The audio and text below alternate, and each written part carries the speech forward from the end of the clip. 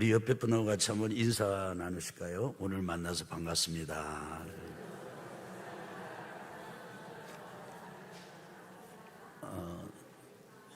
저도 이게 예배뿐 아니고 어디를 가든지 옆에 있는 분들하고 이렇게 인사를 나누고 친숙하게 안면을 트는 일이 쉬운 사람이 아닙니다. 그래서 앞에 인도하시는 분들이 이름을 서로 통성명하세요, 더군다나 또 사랑합니다, 축복합니다 이렇게 하라고 그러면 내가 사랑하지도 않는 사람을 왜 사랑한다고 해야 되나, 하여간 이런 배려스러운 마음이 다 들고, 그리고 그냥 가만히 있으면 저도 좋아요. 저도 그래서 여러분들이 이렇게 인사를 나누십시오 했을 때 느끼는 당혹감 같은 것을 제가 충분히 공감을 하고 이해를 합니다. 그래도 이렇게 하는 이유는 한번 따라 합시다. 우리는 하나님의 자녀입니다. 그러니까 인사를 나누는 거예요. 근데 이것은 하나님의 자녀가 되는 것은 비밀이라, 지금은 우리가 아무리 이해를 하려고 해도 사람의 이 이해로는 한계가 있습니다. 우리가 육체 안에 있을 동안에는 이렇게 비밀이 많아요.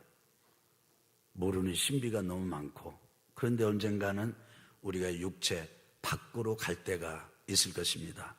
평생을 살고 났는데 육신은 허물어지고 하루 종일 작업복으로 입었던 옷처럼 누추해지고 누더기가 돼서 더 이상 우리가 육체 안에 살 수 없게 되었을 때 우리는 하나님의 부르심을 받으면서 육체 밖으로 가게 됩니다. 그런데 육체 밖에서 하나님을 뵐 그때가 되면 모든 비밀이 다 풀어질 것이에요. 열릴 것이고요. 그래서 그때 그런 것이었구나, 그랬구나 그렇게 이해가 될 거예요. 여러분, 우리가 육체 안에 살아있는 한평생 동안 주님의 은혜 안에서 하나님의 자녀된 특권을 더 깊이, 더 넓게, 더 견고하게 경험하고 누리게 되시기를 주의 이름으로 축원합니다. 우리가 이제 지난주부터 히브리서 깊이 읽기를 시작했습니다. 그래서 주님과 함께, 말씀과 함께, 주님과 함께 히브리서와 함께 하고 있는데, 앞으로 10주 동안 히브리서 말씀을 읽게 될 것입니다. 그러면 2024년도가 다 지나갈 것이고요, 히브리서를 읽기를 마치면 2025년 새해를 맞이하게 될 것입니다. 우리가 10주 동안 한다 그러면 월요일부터 금요일까지 우리가 말씀을 깊이 읽고, 토요일 날은 월요일부터 금요일까지 깊이 읽은 말씀을 한 번 더 깊이 읽고, 그리고 주일 날은 그 말씀 중에 한 가지를 붙잡고 은혜 나누고 또 읽고, 이렇게 하다 보면 정확하게 이 히브리서 말씀을 읽는 기간은 50일 정도가 됩니다. 여러분, 히브리서, 주님과 함께 히브리서와 함께 깊이 읽는 일에 여러분이 차분하게 들리지 말고 이렇게 참여하신다면은 하나님께서 그 은밀하고 신비하고 비밀스러운 하나님 나라의 진리를 우리에게 모두 열어주시리라 확신합니다. 이 히브리서는 비밀이 많은 책입니다. 첫째는 저자가 누구인지 알 수 없습니다. 어디서 썼는지도 몰라요. 어디에 있는 사람에게 썼는지도 모릅니다. 그리고 이 히브리서의 말씀에 이렇게 보게 되면은 언제 썼는지도 알 수가 없습니다. 그런데 분명한 건 그 쓴 사람이 이름은 알 수 없지만 유대인이고, 유대인이면서 예수님을 믿은 신자, 그래서 익명의 유대 그리스도인이다 라고 하는 것은 저자라고 하는 것에 대해 알 수가 있습니다. 또 누구에게 편지를 썼는가, 이게 이 히브리서를 썼는가 그러면 똑같이 같은 유대인이면서 그리고 예수님을 믿는 그리스도인에게 이 편지를 썼습니다. 사실 히브리서는 편지라고 하기에는 변증글이 담겨 있고, 또 변증글이라고 하기에는 산문 형식의 형태를 띠고 있고, 그래서 이 히브리서 말씀이 참 이게 편지라고 하기도 그렇고 변증서라고 하기도 그렇고 또 그냥 평범한 산문이다 이렇게 말하기도 그렇고, 그럼에도 불구하고 서신으로 보는 것이 가장 깊이 있는 이해를 할 수 있는 그런 책이기도 하지요. 여러분 한번 생각해 보세요. 글을 쓰는 사람이 글 쓴 사람도 숨깁니다. 그리고 어디에 썼는지도 숨깁니다. 어디로 쓰는 건지도 숨기고요. 그리고 쓰는 대상이 특정한 어느 지역의 어떤 사람이라고 하는 것까지 숨깁니다. 언제 썼는지도 숨깁니다. 왜 숨겼을까요? 드러내면 그만큼 위험해지기 때문에 그렇습니다. 그러니까 잔혹하고 엄혹하고 아주 고통스러운 핍박의 시대에 살고 있었던 그리스도인들에게, 유대인이면서 예수님을 믿는 그리스도인들에게 같은 유대 그리스도인이 이름을 숨긴 채 전한 말씀이 히브리서다라고 여러분이 이해를 하시면 좋겠습니다. 또 굳이 우리가 언제 썼는가를 좀 더 구체적으로 이런 점에서 살펴본다면은 히브리서에는 성전 이야기가 많이 나옵니다. 그러니까 예루살렘에 성전이 그대로 있었던 것을 우리가 짐작할 수 있는 거죠. 그런데 이 성전이 서기 70년에 무너졌기 때문에 서기 70년에 무너진 성전이 여전히 있는 것을 전제하고 성전 이야기를 한 것을 보면 성전이 무너지기 전 70년 전에 쓴 것이로구나 라고 하는 것을 알 수가 있습니다. 여러분이 신앙생활하면서 많이 들어봤던 이름 중에 로마 황제 네로라고 하는 이름이 있을 것입니다.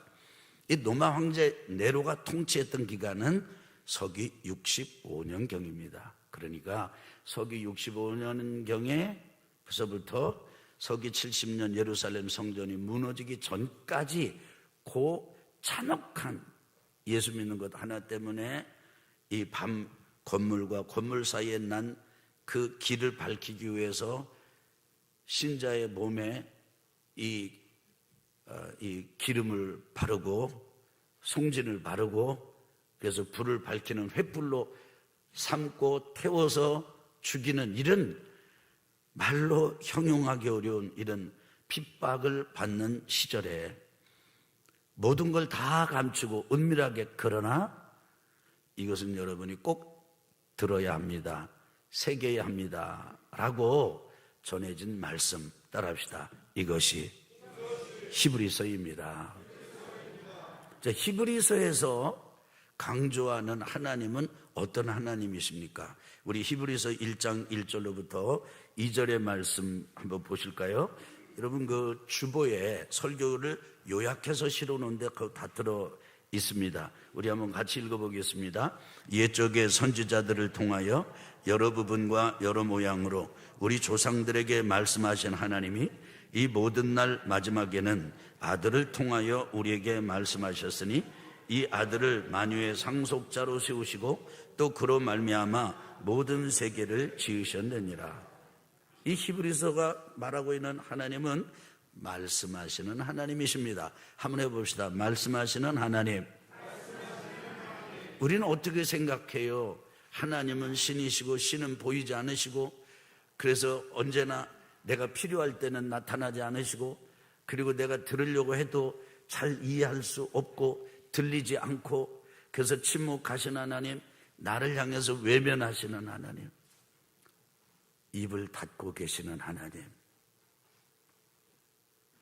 그래서 내 마음이 알기를 원하고 예배하고자 하지만은 여전히 모르겠는 하나님, 좋게 이름 붙여서 신비에 쌓여 계신 하나님, 이렇게 생각하잖아요. 그런데 익명의 유대 그리스도인은 핍박을 엄청나게 받는 그 시절에 동료 익명의 유대 그리스도인들에게 하나님은 어떤 분이신지 아십니까? 하나님은 말씀하시는 하나님이십니다. 근데 과거에는 선지자들을 통해서 말씀하셨습니다. 근데 지금은 아들을 통해서 말씀하십니다. 하나님의 입장에서 보면은 선지자들보다, 예언자들보다 훨씬 가까운 육친 하나밖에 없는 아들 예수님이 더 가깝지요. 예전에는 다른 사람들을 통해서 말씀하시던 하나님이 지금 우리가 핍박을 받고 있고 박해를 하고 받고 있는 지금, 이 말세인 지금에는 심장과도 같은 아들 예수님을 통해서 말씀하고 계십니다. 이렇게 말하는 거예요. 우리가 언제 아픔을 당하는 우리 형제 자매들을 만나면 목사님, 성도님, 왜 나만 이런 어려운 일을 겪어야 하죠? 다른 사람은 별 어려움을 겪지 않는데 말입니다. 그래서 어떤 사람은 질곡 가운데, 어떤 사람은 사람과의 관계가 깨져가지고 완전히 유리잔이 깨지고 독이 깨진 것과 같은 그런 고통 속에서, 심지어는 동업자에게 배신을 당하고 그래도 넉넉하고 여유 있던 삶을 살았는데 재정이 완전히 파탄이 나고 파산이 돼서 이제는 매일 받아야 되는 것이 법적 그런 편지나 받아야 되고, 이런 분들이 왜 나는 이렇게 사는 게 힘이 들죠? 나는 왜 이렇게 사는 게 힘이 드냐고요. 이렇게 탄식하는 소리를 들을 때가 있지 않습니까? 그런데 같은 어려움을 당하는 성도 중에서 누군가 하나님은 여전히 말씀하고 계십니다. 예전에는 다른 분들, 선지자들을 통해서 말씀을 하셨는데 지금 우리가 어려움을 당하고 있는 이 엄혹한 시절인 지금은 하나님이 심장과도 같은 아들 예수님을 통해서 말씀하고 계십니다 라고 말할 수 있다면 참 놀라운 일 아니겠습니까? 오늘 성령께서 여러분과 저에게도 말씀하십니다. 하나님은 말씀하시는 하나님이십니다. 예전에는 선지자들을 통해서 말씀하셨는데 말세인 지금은 아들 예수님을 통해 말씀하십니다. 그러면서 그 말씀의 핵심이 뭐라고 그러냐면 이렇게 이야기합니다. 하나님이 말씀하셨기 때문에 여러분이 들었습니다. 그리고 여러분이 들은 것은 그냥 평범한 게 아닙니다. 구원에 관해서 들었습니다. 그 구원은 너무나도 놀라운 것이기 때문에 그냥 구원이라고 부를 수가 없습니다. 큰 구원입니다. 위대한 구원입니다. 놀라운 구원입니다. 신비한 구원입니다. 이 큰 구원을 여러분이 들었습니다. 이 큰 구원을 소홀히 여기지 마십시오. 이 큰 구원에 대해서 여러분들이 가볍게 여기지도 마십시오. 당연하게 여기지도 마십시오. 이 큰 구원을 알아가기에 게을리하지도 마십시오. 여러분이 들은 것, 이 구원의 스토리, 이 큰 구원에 대해서 여러분이 집중하십시오. 유념하십시오. 마음에 받으십시오. 마음에 품으십시오. 마음에 새기십시오. 이렇게 말하고 있습니다. 만약에 여러분이 이 큰 구원에 대해서 주의를 기울이지 않는다면, 집중하지 않는다면, 여러분들이 무게를 두고 비중을 두고 아주 간직하고 또 생각하고 마치 우리가 중요한 것을 메모해 놓았다가 너무나도 중요하기 때문에 때가 되면 다시 주의를 환기시키고 나에게 다시 한번 이것을 주입시키기 위해서 꺼내놓고 또 읽고 꺼내놓고 또 읽듯이 그렇게 창념하지 않으면, 유념하지 않으면 여러분은 떠내려가고 말 것입니다. 여러분, 떠내려간다는 말이 기가 막힌 말이에요. 만약에 배를 짓는 사람이 있다고 가정합시다. 여러분이 배를 진다고 생각해. 바다에 떠다니는 배, 강리에 떠있는 배. 이미 배를 만든다는 것은 뭐죠? 물이 들어오지 않도록, 물이 들어올 수 있다는 것을, 누수가 된다는 것을 전제하고 배를 만들어야 되잖아요. 뿐만 아닙니다. 배를 만들면 경랑이 있고 풍랑이 있고 파도가 있다는 걸 전제로 하고 배를 만들어야 합니다. 어떤 물 위에서도 물이 스며들지 않게, 어떤 풍랑이 치더라도 그 풍랑 앞에 깨어지지 않게 그렇게 배를 만들죠. 그런데 그 배가 정말 만들어서 띄었을 때 바다와 경랑과 풍랑에 이리저리 휘흔들리고, 그 배전 앞에 섰을 때 배전보다 수십 길 높게 솟아오른 파도를 마주하고, 그러면서도 배가 좌초하지 않을 수 있는 이유는 무엇입니까? 항구가 있기 때문입니다. 그리고 중심을 잡을 수 있는 닻이 있기 때문이에요.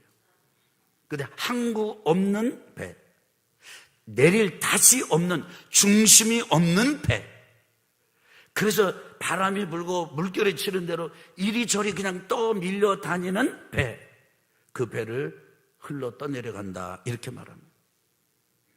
여러분, 아내와 이 남편이 이제 한 남자와 한 여자였을 때 만났습니다. 사랑을 고백하고 서로 신품, 믿을 수 있는 이런 물건을 서로 주고받고 결혼을 하지요.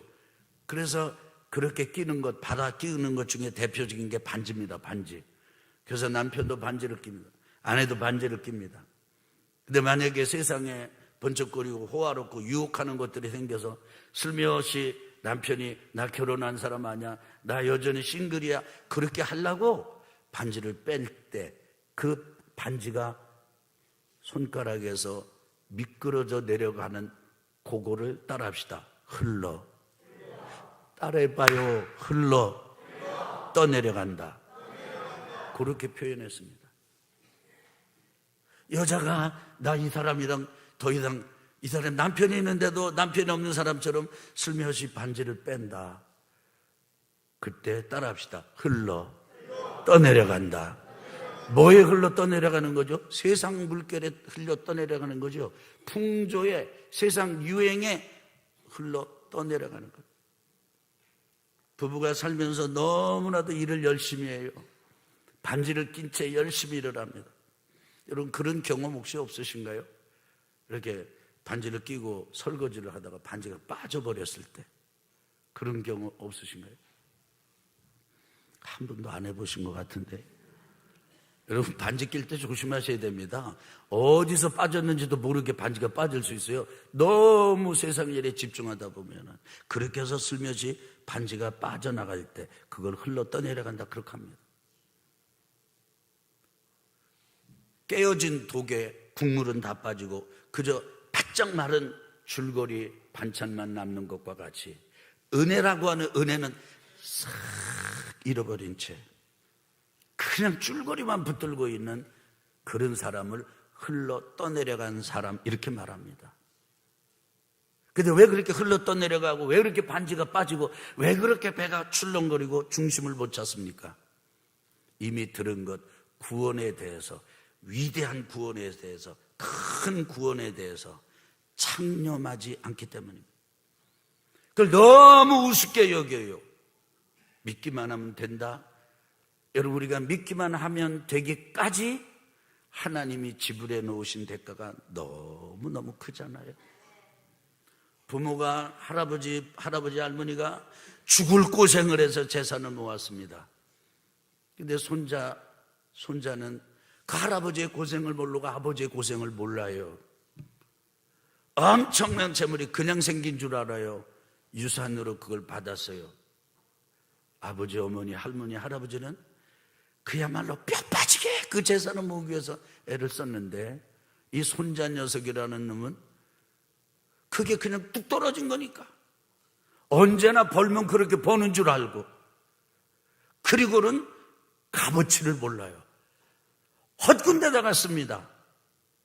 그럴 때 그 사람들 보고 흘러 떠내려간다, 이렇게 말하는 거예요.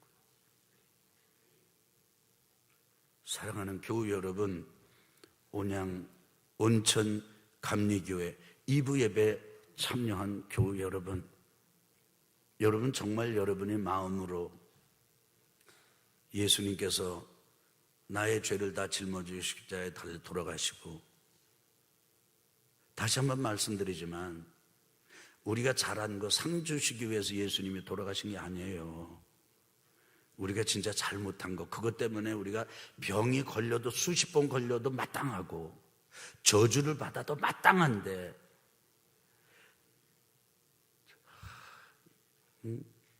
너무 버릇이 없고 너무 못됐고 표리부동하고 너무 더럽고 지저분해서 세상의 모든 안 좋은 소리는 다 들어도 싼데, 그런 죄를 위해서 우리 주님이 죽음으로, 십자가에서 죽으심으로 대가를 지불해 놓으셨어요. 이거는 있을 수가 없는 일이에요. 근데 그 주님이 다시 죽은 사람 가운데 살아나셨어요. 그리고 그분이 여러분과 저를 위해서 기도하시고, 그분이 장차 이 땅을 다스리기 위해서, 전에는 어린 양, 전에는 사람, 전에는 세상에 사람들이 때리면 맞고 죽이면 죽임을 당하는 그런 어린 양으로 오셨지만, 장차는 철장 권세로 온 세상 만물을 다스릴 왕 중의 왕으로 다시 재림하시고 오신다. 이 사실을 여러분이 정말 마음으로 믿으십니까? 정말 믿으세요? 그리고 그것을 여러분이 마음과 여러분의 입이 일치해서 정말 주는 그리스도시고 살아계신 하나님의 아들이시고, 하나님께서 그 예수님을 죽은 자 가운데서 다시 살리셨다고, 이제 이분은 나의 주님이시라고, 나의 주인이라고, 내가 외로울 때 와서 친구가 되어주는 이런 것 정도가 아니라, 내가 아플 때 와서 병 고쳐주는 사람이 아니고, 내가 가난할 때 와서 돈 주는 사람이 아니라 근본 나의 주인이라고.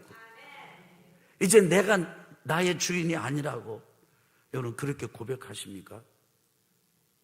그렇게 고백하게 되기, 그렇게 마음으로 받아들이고 입으로 고백하기만 하면 되기까지 될 수 있게끔 하나님께서 해놓으신 게, 할아버지, 할머니, 아버지, 어머니가 그 죽도록 고생을 해서 재산을 손자, 손녀에게 남겨놓으신 것보다 훨씬 더 큰 일을 하셨는데 어떤 일을 한 것입니까? 하나님께서 온 우주 만물을 만드시고 타락한 인간을 위해서 대속하실 예수님 아드님 이 땅에 보내시고, 하나님께서 다 해놓으신 거잖아요. 어려운 일, 힘든 일, 사람으로서는 할 수 없는 일, 그걸 하나님께서 다 해놓으시고, 이제 됐어, 너희들이 이렇게 내가 사랑한다, 너희를 귀하게 여긴다 라는 사실을 받아들이기만 해. 내 마음으로 정말 받아들여, 중심으로 받아들여. 그리고 그렇다고 말하기만 해. 그러면 너는 이제 내 아들이고 내 딸이야 라고 하는 대가를 지불해 주셔서 한 것이에요. 그때 이걸 쉽게 생각하면 안 돼요. 이런 점에서 큰 구원은 왜 큰 구원이고 무엇이 큰 구원입니까? 첫째가 무엇입니까? 예수님 통해서, 예수님께서 하신 거기 때문에, 이루신 거기 때문에 큰 구원이에요. 두 번째로는 먼저 믿는 자들이, 이것이야말로 위대한 구원이고 참 구원이고 진짜 구원이다 라고 온 삶을 통해서 확증해 놓으셨기 때문에 그게 큰 구원이에요. 그리고 세 번째로는 예수님께서 이렇게 구원의 도리를 온몸으로 이루시고, 예수님으로부터 복음을 듣고 말씀을 들은 그 선교, 이 12사도들, 70제자들, 120문도들, 바나바와 바울 같은 선교사들, 그리고 그것이 이어져 가지고 우리 신앙의 선배들, 우리 이씨 조선시대가 막을 내릴 때, 그때도 여전히 왕조 앞에 굴복하지 아니하고 하나님 나라에 굴복했던 우리 양반 성도들, 그리고 천한 성도들, 교회 안에서 양반도 하나가 되고 그리고 천한 종도 하나가 되면서 교회를 일구었던 우리 믿음의 선배들이 확증시켜 놓은 삶을 통해서, 말을 통해서, 그리고 온갖 헌신과 충성을 통해서, 교회를 통해서 확증시켜 놓았기 때문에 이 구원은 위대하고 큰 구원입니다. 이렇게 할 때마다 하나님은 맞다, 옳다, 그렇다. 그래서 머리로 믿을 수 없고 생각으로 믿을 수 없는 이런 우리들에게 하나님은 4가지 방법으로 기적을 행하셨어요. 그 4가지 방법이 무엇입니까? 첫째는 사인, 표시를 주는 거예요. 이거 진짜다. 사인을 주세요. 표시. 두 번째는 사람이 생각하지 못하는 일을 합니다. 기적과 이적, 그것을 베푸십니다. 그리고 마지막으로 성령께서 역사하셔가지고 사람들에게 필요한 은사를, 능력을 베풀어 주십니다. 여러분, 예수 믿는데, 예수 믿는 것 때문에 예수를 믿도록 하기 위해서 하나님이 교회 안에서 행하신 기적이 풍성하세요. 놀라워요. 바울이 구브로 섬에 갔을 때, 비시디아 안디옥에 갔을 때, 이고니온에 있을 때, 루스드라에 있을 때, 더베에 있을 때 사도 바울을 통해서 하나님이 놀라운 이적을, 기적을, 그리고 표적을 행하셨습니다. 성령께서 선물을 주셨어요. 여러분, 결코 이 사실을 가볍게 여기지 마십시오. 소중하게 여기십시오. 불신자는 믿음으로 귀하게 여겨야 될 것이고, 이미 신자가 됐다고 고백하는 이들이 있다면 이것이야말로 내 삶의 최고의 가치다. 한번 따라합시다. 큰 구원을, 다시 큰 구원을, 한 번 더 해볼까요? 내가 받은 큰 구원을 최고로 여기십시오.